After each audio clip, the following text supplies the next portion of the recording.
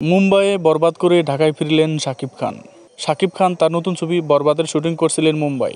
প্রায় এক মাস ধরে সেখানে প্রথম লট শেষ করে সোমবার সকাল 11টা 20 মিনিটে ঢাকায় পা রাখেন এই সুপারস্টার। ইতিমধ্যে বরবাদের অধিকাংশ শুটিং সম্পন্ন হয়েছে বলে জানান মেহেদী হাসান হৃদয়। তবে পুরোপুরি শুটিং সম্পন্ন আরও কিছুদিন সময় লাগবে বলেও জানান তিনি। কয়েকদিন বিরতি দিয়ে আবার শুরু হবে শেষ লটের শুটিং। ভায়োলেন্স, অ্যাকশন ও রোমান্টিক ধাঁচের ছবি বরবাদ।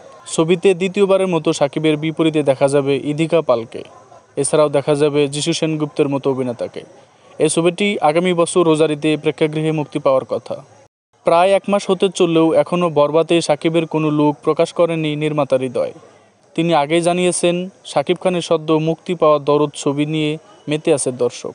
কোনোভাবেই যেন ক্লাশ না হয়, এ কারণে তিনি কদিন পরে লুক রিভিল করবেন।